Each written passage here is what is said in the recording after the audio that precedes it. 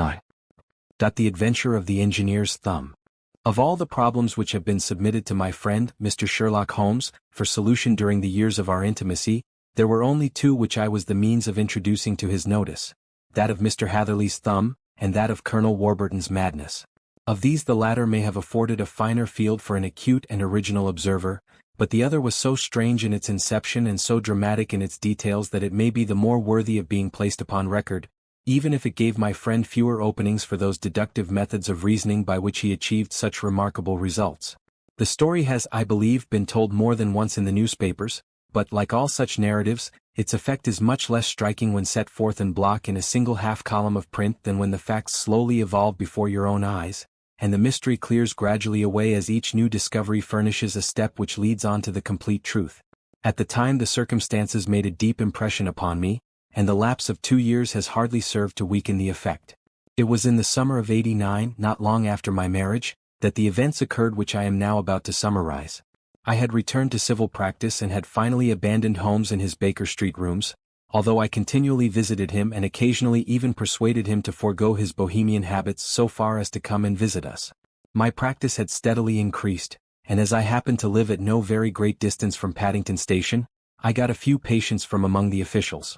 One of these, whom I had cured of a painful and lingering disease, was never weary of advertising my virtues and of endeavoring to send me on every sufferer over whom he might have any influence.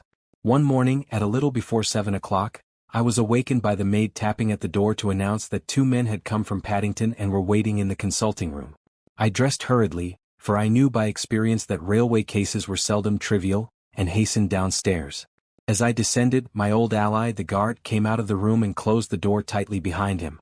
"I've got him here," he whispered, jerking his thumb over his shoulder. "He's all right." "What is it then?" I asked, for his manner suggested that it was some strange creature which he had caged up in my room. "It's a new patient," he whispered. "I thought I'd bring him round myself. Then he couldn't slip away. There he is, all safe and sound. I must go now, doctor. I have my due ties just the same as you." And off he went, this trusty tout, without even giving me time to thank him. I entered my consulting room and found a gentleman seated by the table. He was quietly dressed in a suit of heather tweed with a soft cloth cap which he had laid down upon my books. Round one of his hands he had a handkerchief wrapped, which was mottled all over with bloodstains. He was young, not more than 25, I should say, with a strong masculine face, but he was exceedingly pale and gave me the impression of a man who was suffering from some strong agitation, which it took all his strength of mind to control. "I am sorry to knock you up so early, doctor," said he, "but I have had a very serious accident during the night. I came in by train this morning, and on inquiring at Paddington as to where I might find a doctor, a worthy fellow very kindly escorted me here. I gave the maid a card, but I see that she has left it upon the side table." I took it up and glanced at it. "Mr. Victor Hatherley, hydraulic engineer, 16A Victoria Street, 3rd floor." That was the name, style, and abode of my morning visitor. "I regret that I have kept you waiting," said I, sitting down in my library chair. "You are fresh from a night journey, I understand, which is in itself a monotonous occupation." "Oh, my night could not be called monotonous," said he and laughed. He laughed very heartily with a high ringing note, leaning back in his chair and shaking his sides. All my medical instincts rose up against that laugh. "Stop it," I cried, "pull yourself together," and I poured out some water from a carafe. It was useless, however. He was off in one of those hysterical outbursts which come upon a strong nature when some great crisis is over and gone. Presently he came to himself once more, very weary and pale-looking. "I have been making a fool of myself," he gasped. "Not at all. Drink this." I dashed some brandy into the water, and the color began to come back to his bloodless cheeks. "That's better," said he. "And now, doctor, perhaps you would kindly attend to my thumb, or rather to the place where my thumb used to be." He unwound the handkerchief and held out his hand. It gave even my hardened nerves a shudder to look at it. There were 4 protruding fingers and a horrid red, spongy surface where the thumb should have been. It had been hacked or torn right out from the roots. "Good heavens!" I cried, "this is a terrible injury. It must have bled considerably." "Yes, it did. I fainted when it was done, and I think that I must have been senseless for a long time. When I came to I found that it was still bleeding, so I tied one end of my handkerchief very tightly round the wrist and braced it up with a twig." "Excellent. You should have been a surgeon. It is a question of hydraulics, you see, and came within my own province." "This has been done," said I, examining the wound, by a very heavy and sharp instrument. A thing like a cleaver, said he. An accident, I presume? By no means. What? A murderous attack? Very murderous indeed. You horrify me. I sponged the wound, cleaned it, dressed it, and finally covered it over with cotton wadding and carbolised bandages. He lay back without wincing, though he bit his lip from time to time. How is that? I asked when I had finished. Capital. Between your brandy and your bandage I feel a new man. I was very weak, but I have had a good deal to go through. Perhaps you had better not speak of the matter. It is evidently trying to your nerves. Oh no, not now. I shall have to tell my tale to the police. But between ourselves, if it were not for the convincing evidence of this wound of mine, I should be surprised if they believed my statement, for it is a very extraordinary one, and I have not much in the way of proof with which to back it up. And even if they believe me, the clues which I can give them are so vague that it is a question whether justice will be done. Ha! Cried I, if it is anything in the nature of a problem which you desire to see solved, I should strongly recommend you to come to my friend, Mr. Sherlock Holmes, before you go to the official police. Oh, I have heard of that fellow, answered my visitor, and I should be very glad if he would take the matter up, though of course I must use the official police as well. Would you give me an introduction to him? I'll do better. I'll take you round to him myself. I should be immensely obliged to you. We'll call a cab and go together. We shall just be in time to have a little breakfast with him. Do you feel equal to it? Yes, I shall not feel easy until I have told my story. Then my servant will call a cab, and I shall be with you in an instant. I rushed upstairs, explained the matter shortly to my wife, and in 5 minutes was inside a hansom, driving with my new acquaintance to Baker Street. Sherlock Holmes was, as I expected, lounging about his sitting room in his dressing gown, reading the agony column of the Times and smoking his before-breakfast pipe, which was composed of all the plugs and dawdles left from his smokes of the day before, all carefully dried and collected on the corner of the mantelpiece. He received us in his quietly genial fashion, ordered fresh rashers and eggs, and joined us in a hearty meal. When it was concluded he settled our new acquaintance upon the sofa, placed a pillow beneath his head, and laid a glass of brandy and water within his reach. It is easy to see that your experience has been no common one, Mr. Hatherley, said he. Pray lie down there and make yourself absolutely at home. Tell us what you can, but stop when you are tired and keep up your strength with a little stimulant. Thank you, said my patient, but I have felt another man since the doctor bandaged me, and I think that your breakfast has completed the cure. I shall take up as little of your valuable time as possible, so I shall start at once upon my peculiar experiences. Holmes sat in his big armchair with the weary, heavy-lidded expression which veiled his keen and eager nature, while I sat opposite to him, and we listened in silence to the strange story which our visitor detailed to us. You must know, said he, that I am an orphan and a bachelor, residing alone in lodgings in London.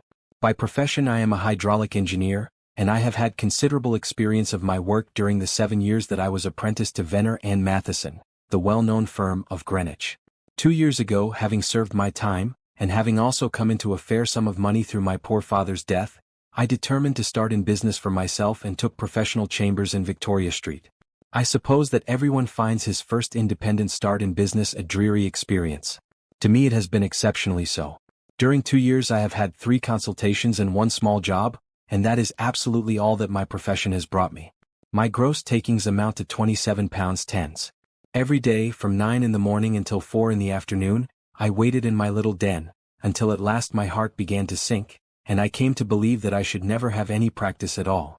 Yesterday, however, just as I was thinking of leaving the office, my clerk entered to say there was a gentleman waiting who wished to see me upon business.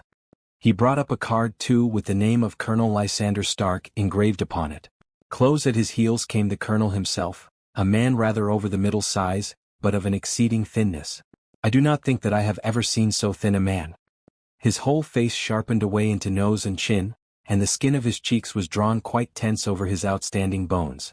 Yet this emaciation seemed to be his natural habit, and due to no disease, for his eye was bright, his step brisk, and his bearing assured. He was plainly but neatly dressed, and his age, I should judge, would be nearer 40 than 30. Mr. Hatherley, said he, with something of a German accent. You have been recommended to me, Mr. Hatherley, as being a man who is not only proficient in his profession but is also discreet and capable of preserving a secret. I bowed, feeling as flattered as any young man would at such an address. May I ask who it was who gave me so good a character? Well, perhaps it is better that I should not tell you that just at this moment. I have it from the same source that you are both an orphan and a bachelor and are residing alone in London. That is quite correct, I answered, but you will excuse me if I say that I cannot see how all this bears upon my professional qualifications. I understand that it was on a professional matter that you wished to speak to me? Undoubtedly so, but you will find that all I say is really to the point. I have a professional commission for you, but absolute secrecy is quite essential. Absolute secrecy, you understand, and of course we may expect that more from a man who is alone than from one who lives in the bosom of his family. If I promise to keep a secret, said I, you may absolutely depend upon my doing so. He looked very hard at me as I spoke, and it seemed to me that I had never seen so suspicious and questioning an eye. Do you promise then? Said he at last. Yes, I promise. Absolute and complete silence before, during and after? No reference to the matter at all, either in word or writing? I have already given you my word. Very good. He suddenly sprang up, and darting like lightning across the room he flung open the door. The passage outside was empty. That's all right, said he, coming back. I know that clerks are sometimes curious as to their master's affairs. Now we can talk in safety. He drew up his chair very close to mine and began to stare at me again with the same questioning and thoughtful look. A feeling of repulsion, and of something akin to fear had begun to rise within me at the strange antics of this fleshless man. Even my dread of losing a client could not restrain me from showing my impatience. I beg that you will state your business, sir, said I. My time is of value. Heaven forgive me for that last sentence, but the words came to my lips. How would 50 guineas for a night's work suit you? He asked. Most admirably. I say a night's work, but an hour's would be nearer the mark. I simply want your opinion about a hydraulic stamping machine which has got out of gear. If you show us what is wrong, we shall soon set it right ourselves. What do you think of such a commission as that? The work appears to be light and the pay munificent. Precisely so. We shall want you to come tonight by the last train. Where to? To Ayford in Berkshire. It is a little place near the borders of Oxfordshire, and within 7 miles of Reading. There is a train from Paddington which would bring you there at about 11:15. Very good. I shall come down in a carriage to meet you. There is a drive then? Yes, our little place is quite out in the country. It is a good 7 miles from Ayford station. Then we can hardly get there before midnight. I suppose there would be no chance of a train back. I should be compelled to stop the night. Yes, we could easily give you a shakedown. That is very awkward. Could I not come at some more convenient hour? We have judged it best that you should come late. It is to recompense you for any inconvenience that we are paying to you, a young and unknown man, a fee which would buy an opinion from the very heads of your profession. Still, of course, if you would like to draw out of the business, there is plenty of time to do so. I thought of the 50 guineas and of how very useful they would be to me. Not at all, said I. I shall be very happy to accommodate myself to your wishes. I should like, however, to understand a little more clearly what it is that you wish me to do. Quite so. It is very natural that the pledge of secrecy which we have exacted from you should have aroused your curiosity. I have no wish to commit you to anything without your having it all laid before you.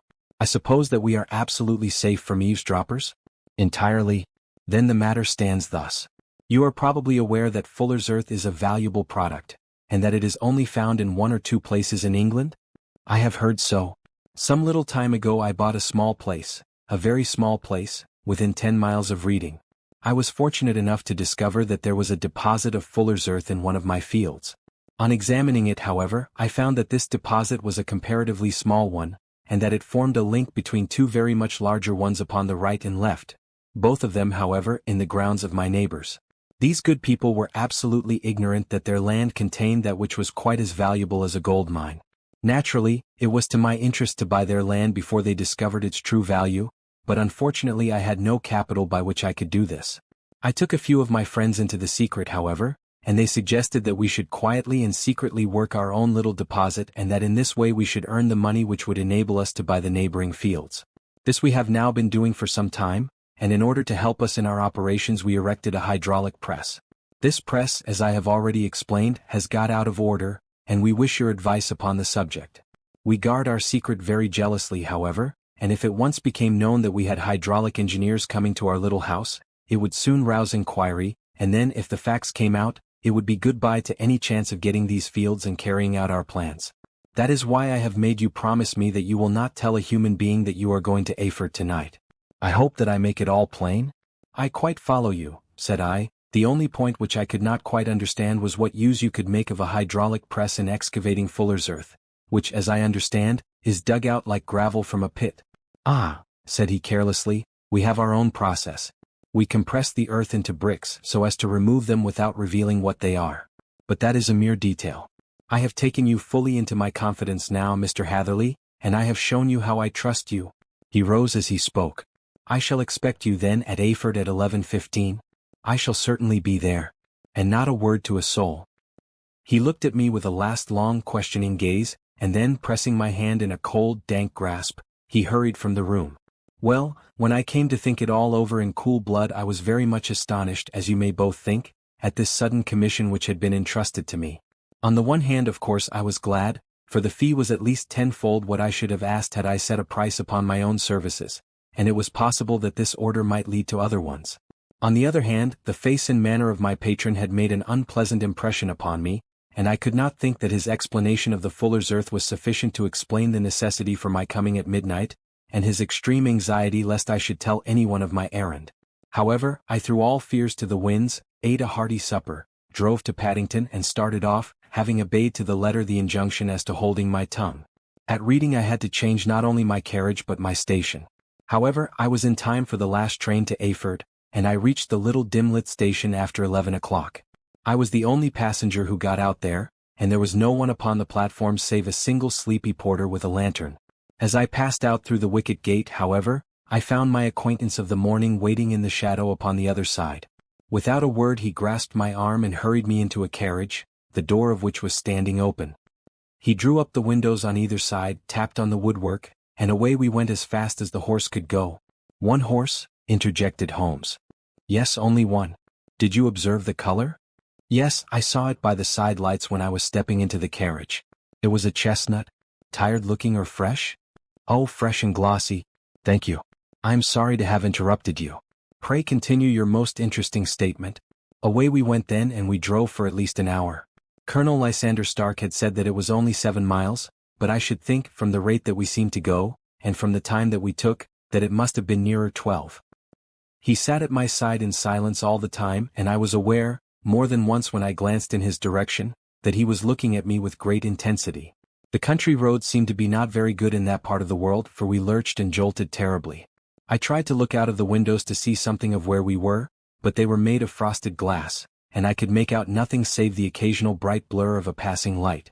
Now and then I hazarded some remark to break the monotony of the journey, but the colonel answered only in monosyllables, and the conversation soon flagged.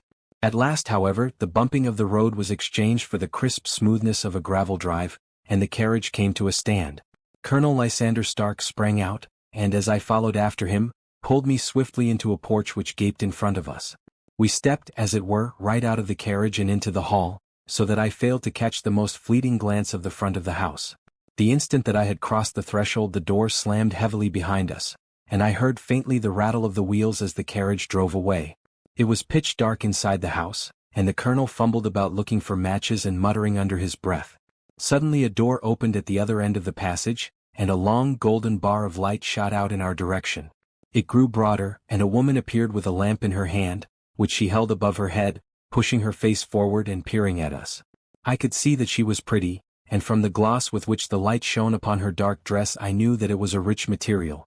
She spoke a few words in a foreign tongue in a tone as though asking a question, and when my companion answered in a gruff monosyllable she gave such a start that the lamp nearly fell from her hand. Colonel Stark went up to her, whispered something in her ear, and then, pushing her back into the room from whence she had come, he walked towards me again with the lamp in his hand. "Perhaps you will have the kindness to wait in this room for a few minutes," said he, throwing open another door. It was a quiet little plainly furnished room, with a round table in the center, on which several German books were scattered. Colonel Stark laid down the lamp on the top of a harmonium beside the door. "I shall not keep you waiting an instant," said he, and vanished into the darkness.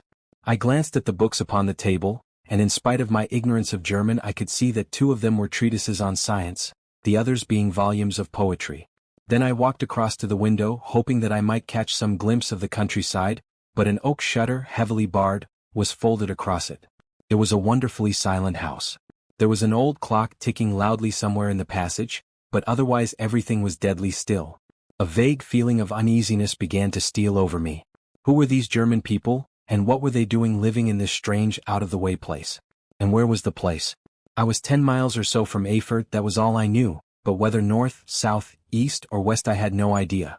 For that matter, Reading and possibly other large towns were within that radius, so the place might not be so secluded after all. Yet it was quite certain, from the absolute stillness, that we were in the country. I paced up and down the room, humming a tune under my breath to keep up my spirits and feeling that I was thoroughly earning my 50-guinea fee. Suddenly, without any preliminary sound in the midst of the utter stillness, the door of my room swung slowly open. The woman was standing in the aperture, the darkness of the hall behind her, the yellow light from my lamp beating upon her eager and beautiful face.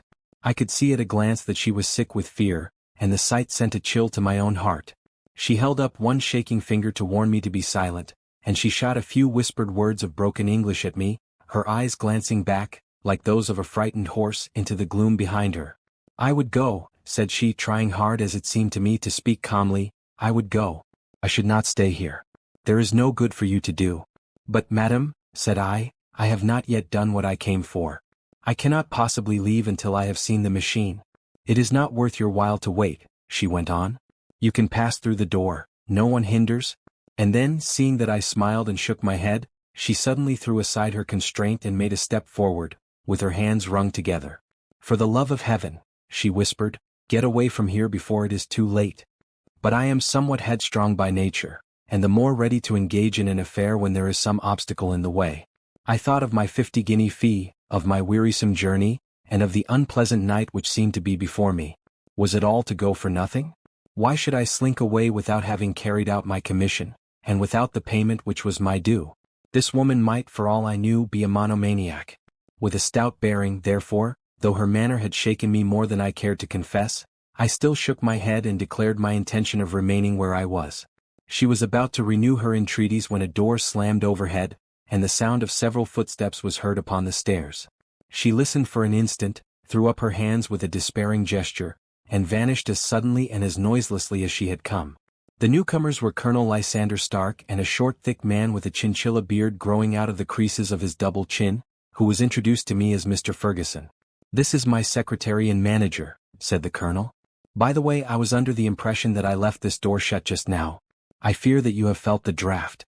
"On the contrary," said I opened the door myself because I felt the room to be a little close. He shot one of his suspicious looks at me. "Perhaps we had better proceed to business then," said he. "Mr. Ferguson and I will take you up to see the machine. I had better put my hat on, I suppose?" "Oh no, it is in the house." "What, you dig fuller's earth in the house?" No, this is only where we compress it. But never mind that. All we wish you to do is to examine the machine and to let us know what is wrong with it." We went upstairs together, the colonel first with the lamp, the fat manager and I behind him. It was a labyrinth of an old house, with corridors, passages, narrow winding staircases and little low doors, the thresholds of which were hollowed out by the generations who had crossed them. There were no carpets and no signs of any furniture above the ground floor, while the plaster was peeling off the walls, and the damp was breaking through in green, unhealthy blotches. I tried to put on as unconcerned an air as possible, but I had not forgotten the warnings of the lady, even though I disregarded them, and I kept a keen eye upon my two companions. Ferguson appeared to be a morose and silent man, but I could see from the little that he said that he was at least a fellow countryman. Colonel Lysander Stark stopped at last before a low door which he unlocked. Within was a small square room, in which the three of us could hardly get at one time. Ferguson remained outside and the colonel ushered me in. "We are now," said he, "actually within the hydraulic press, and it would be a particularly unpleasant thing for us if anyone were to turn it on. The ceiling of this small chamber is really the end of the descending piston, and it comes down with the force of many tons upon this metal floor. There are small lateral columns of water outside which receive the force, and which transmit and multiply it in the manner which is familiar to you. The machine goes readily enough, but there is some stiffness in the working of it, and it has lost a little of its force. Perhaps you will have the goodness to look it over and to show us how we can set it right." I took the lamp from him and I examined the machine very thoroughly. It was indeed a gigantic one and capable of exercising enormous pressure. When I passed outside, however, and pressed down the levers which controlled it, I knew at once by the whishing sound that there was a slight leakage, which allowed a regurgitation of water through one of the side cylinders. An examination showed that one of the India rubber bands which was round the head of a driving rod had shrunk so as not quite to fill the socket along which it worked. This was clearly the cause of the loss of power, and I pointed it out to my companions, who followed my remarks very carefully and asked several practical questions as to how they should proceed to set it right. When I had made it clear to them, I returned to the main chamber of the machine and took a good look at it to satisfy my own curiosity. It was obvious at a glance that the story of the fuller's earth was the merest fabrication, for it would be absurd to suppose that so powerful an engine could be designed for so inadequate a purpose. The walls were of wood, but the floor consisted of a large iron trough, and when I came to examine it I could see a crust of metallic deposit all over it. I had stooped and was scraping at this to see exactly what it was when I heard a muttered exclamation in German and saw the cadaverous face of the colonel looking down at me. "What are you doing there?" he asked. I felt angry at having been tricked by so elaborate a story as that which he had told me. "I was admiring your fuller's earth," said I. "I think that I should be better able to advise you as to your machine if I knew what the exact purpose was for which it was used."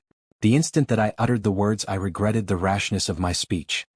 His face set hard and a baleful light sprang up in his grey eyes. "Very well," said he, "you shall know all about the machine." He took a step backward, slammed the little door and turned the key in the lock. I rushed towards it and pulled at the handle, but it was quite secure and did not give in the least to my kicks and shoves. "Hello!" I yelled. "Hello, Colonel. Let me out." And then suddenly in the silence I heard a sound which sent my heart into my mouth. It was the clank of the levers and the swish of the leaking cylinder. He had set the engine at work. The lamp still stood upon the floor where I had placed it when examining the trough. By its light I saw that the black ceiling was coming down upon me, slowly, jerkily, but, as none knew better than myself, with a force which must within a minute grind me to a shapeless pulp. I threw myself, screaming, against the door and dragged with my nails at the lock. I implored the colonel to let me out, but the remorseless clanking of the levers drowned my cries. The ceiling was only a foot or two above my head, and with my hand upraised I could feel its hard, rough surface. Then it flashed through my mind that the pain of my death would depend very much upon the position in which I met it. If I lay on my face the weight would come upon my spine, and I shuddered to think of that dreadful snap. Easier the other way perhaps, and yet, had I the nerve to lie and look up at that deadly black shadow wavering down upon me? Already I was unable to stand erect, when my eye caught something which brought a gush of hope back to my heart. I have said that though the floor and ceiling were of iron, the walls were of wood. As I gave a last hurried glance around, I saw a thin line of yellow light between two of the boards, which broadened and broadened as a small panel was pushed backward. For an instant I could hardly believe that here was indeed a door which led away from death. The next instant I threw myself through, and lay half fainting upon the other side. The panel had closed again behind me, but the crash of the lamp and a few moments afterwards the clang of the two slabs of metal told me how narrow had been my escape. I was recalled to myself by a frantic plucking at my wrist, and I found myself lying upon the stone floor of a narrow corridor, while a woman bent over me and tugged at me with her left hand, while she held a candle in her right. It was the same good friend whose warning I had so foolishly rejected. "Come, come," she cried breathlessly. "They will be here in a moment. They will see that you are not there. Oh, do not waste the so precious time, but come." This time at least I did not scorn her advice. I staggered to my feet and ran with her along the corridor and down a winding stair. The latter led to another broad passage, and just as we reached it we heard the sound of running feet and the shouting of two voices, one answering the other from the floor on which we were and from the one beneath. My guide stopped and looked about her like one who is at her wit's end. Then she threw open a door which led into a bedroom, through the window of which the moon was shining brightly. "It is your only chance," said she. "It is high, but it may be that you can jump it." As she spoke a light sprang into view at the further end of the passage, and I saw the lean figure of Colonel Lysander Stark rushing forward with a lantern in one hand and a weapon like a butcher's cleaver in the other. I rushed across the bedroom, flung open the window and looked out. How quiet and sweet and wholesome the garden looked in the moonlight, and it could not be more than 30 feet down. I clambered out upon the sill, but I hesitated to jump until I should have heard what passed between my savior and the ruffian who pursued me. If she were ill-used, then at any risks I was determined to go back to her assistance. The thought had hardly flashed through my mind before he was at the door, pushing his way past her, but she threw her arms round him and tried to hold him back. "Fritz, Fritz," she cried in English, "remember your promise after the last time. You said it should not be again. He will be silent. Oh, he will be silent." "You are mad, Elise," he shouted, struggling to break away from her. "You will be the ruin of us." "Ye seen too much. Let me pass, I say." He dashed her to one side and, rushing to the window, cut at me with his heavy weapon. I had let myself go and was hanging by the hands to the sill, when his blow fell. I was conscious of a dull pain, my grip loosened and I fell into the garden below. I was shaken but not hurt by the fall, so I picked myself up and rushed off among the bushes as hard as I could run, for I understood that I was far from being out of danger yet. Suddenly, however, as I ran, a deadly dizziness and sickness came over me. I glanced down at my hand, which was throbbing painfully, and then, for the first time, saw that my thumb had been cut off and that the blood was pouring from my wound. I endeavored to tie my handkerchief round it, but there came a sudden buzzing in my ears, and next moment I fell in a dead faint among the rose bushes. How long I remained unconscious I cannot tell. It must have been a very long time, for the moon had sunk, and a bright morning was breaking when I came to myself. My clothes were all sodden with dew, and my coat sleeve was drenched with blood from my wounded thumb. The smarting of it recalled in an instant all the particulars of my night's adventure, and I sprang to my feet with the feeling that I might hardly yet be safe from my pursuers. But to my astonishment, when I came to look round me, neither house nor garden were to be seen. I had been lying in an angle of the hedge close by the high road, and just a little lower down was a long building, which proved, upon my approaching it, to be the very station at which I had arrived upon the previous night. Were it not for the ugly wound upon my hand, all that had passed during those dreadful hours might have been an evil dream. Half dazed, I went into the station and asked about the morning train. There would be one to Reading in less than an hour. The same porter was on duty, I found, as had been there when I arrived. I inquired of him whether he had ever heard of Colonel Lysander Stark. The name was strange to him. Had he observed a carriage the night before waiting for me? No, he had not. Was there a police station anywhere near? There was one about 3 miles off. It was too far for me to go, weak and ill as I was. I determined to wait until I got back to town before telling my story to the police. It was a little past 6 when I arrived, so I went first to have my wound dressed, and then the doctor was kind enough to bring me along here. I put the case into your hands and shall do exactly what you advise. We both sat in silence for some little time after listening to this extraordinary narrative.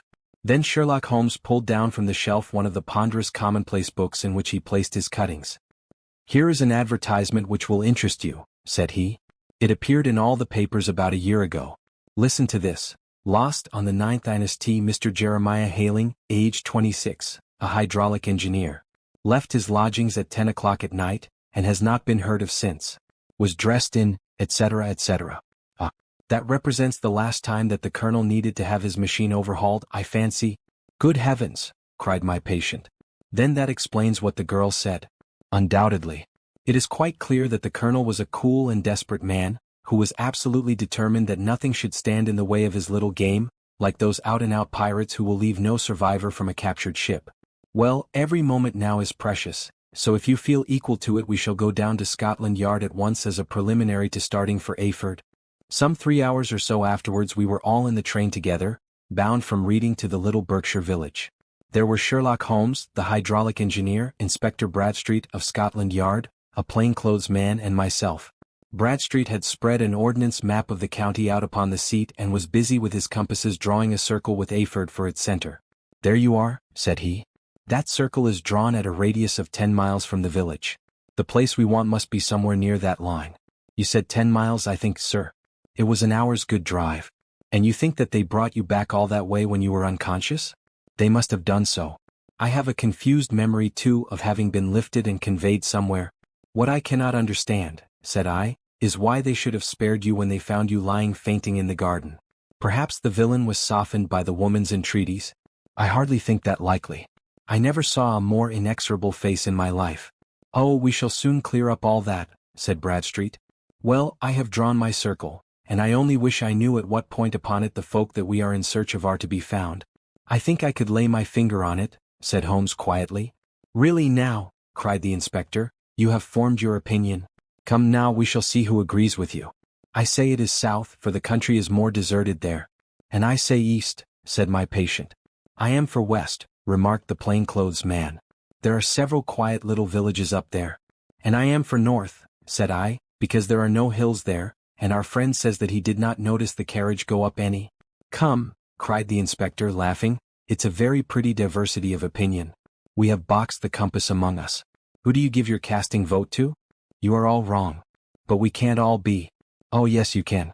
This is my point. He placed his finger in the center of the circle. This is where we shall find them. But the 12-mile drive? Gasped Hatherley. 6 out and 6 back. Nothing simpler.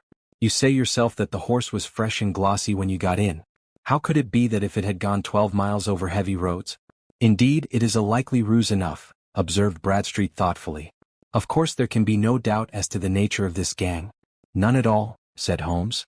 They are coiners on a large scale, and have used the machine to form the amalgam which has taken the place of silver. We have known for some time that a clever gang was at work, said the inspector. They have been turning out half-crowns by the thousand. We even traced them as far as Reading, but could get no farther, for they had covered their traces in a way that showed that they were very old hands. But now, thanks to this lucky chance, I think that we have got them right enough. But the inspector was mistaken, for those criminals were not destined to fall into the hands of justice. As we rolled into Ayford Station we saw a gigantic column of smoke which streamed up from behind a small clump of trees in the neighborhood and hung like an immense ostrich feather over the landscape. A house on fire? Asked Bradstreet as the train steamed off again on its way. Yes, sir, said the station master. When did it break out? I hear that it was during the night, sir, but it has got worse and the whole place is in a blaze. Whose house is it? Dr. Betcher's. Tell me, broke in the engineer, is Dr. Betcher a German, very thin, with a long, sharp nose? The station master laughed heartily. No, sir, Dr. Betcher is an Englishman, and there isn't a man in the parish who has a better lined waistcoat. But he has a gentleman staying with him, a patient as I understand, who is a foreigner, and he looks as if a little good Berkshire beef would do him no harm. The station master had not finished his speech before we were all hastening in the direction of the fire. The road topped a low hill, and there was a great widespread whitewashed building in front of us, spouting fire at every chink and window, while in the garden in front 3 fire engines were vainly striving to keep the flames under. That's it, cried Hatherley in intense excitement. There is the gravel drive and there are the rose bushes where I lay. That second window is the one that I jumped from. Well, at least, said Holmes, you have had your revenge upon them. There can be no question that it was your oil lamp which, when it was crushed in the press, set fire to the wooden walls, though no doubt they were too excited in the chase after you to observe it at the time. Now keep your eyes open in this crowd for your friends of last night, though I very much fear that they are a good 100 miles off by now. And Holmes' fears came to be realized, for from that day to this no word has ever been heard either of the beautiful woman, the sinister German, or the morose Englishman.